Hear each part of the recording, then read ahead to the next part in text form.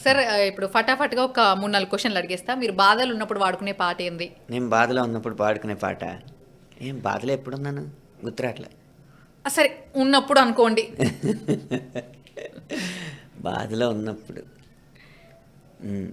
మనసున మనసై బ్రతుకున బ్రతుకై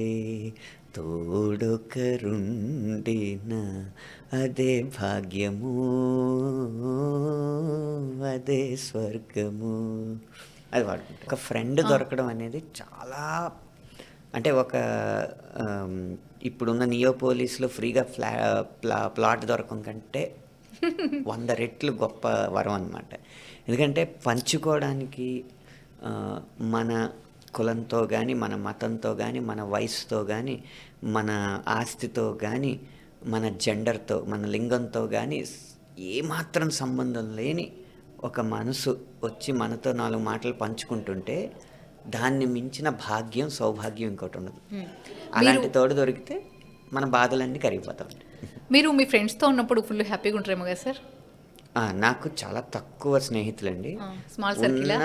చాలా చిన్న సర్కిల్. ఉన్న సర్కిల్ మాత్రం ఇంక అసల ఆహ్, ఎన్ని విధాల అయిన ఆహ్, ఎన్ని విధాలైన ప్రోత్సాహం వస్తదంటే ఆ సర్కిల్ నుంచి అన్ని విధాలుగా వస్తది. ఫర్ ఇన్‌స్టాన్స్ ఫర్ ఇన్‌స్టెన్స్ అదే సార్ ఎగ్జాంపుల్ చెప్పమంటే ఏం చెప్తారు? ఎగ్జాంపుల్ నాకు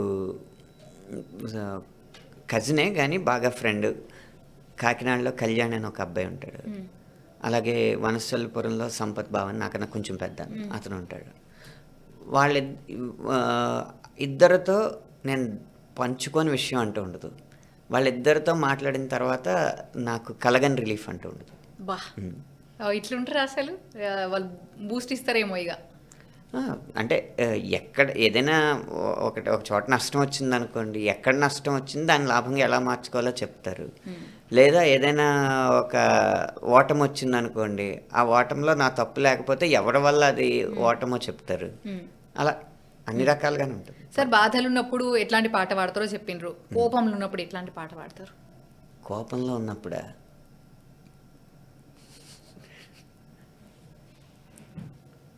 కోపంలో ఉన్నప్పుడు కోపం తగ్గించుకోవాలి కదండీ! ఎవరి మీద సరే కోపం తగ్గించుకోవడానికి మీకు మీరు ఒక పాట పాడుకోవాలంటే ఏం నాకు పాడుకుంటారు? నేను పాట పాడుకోవాలంటేనా? హ్మ్.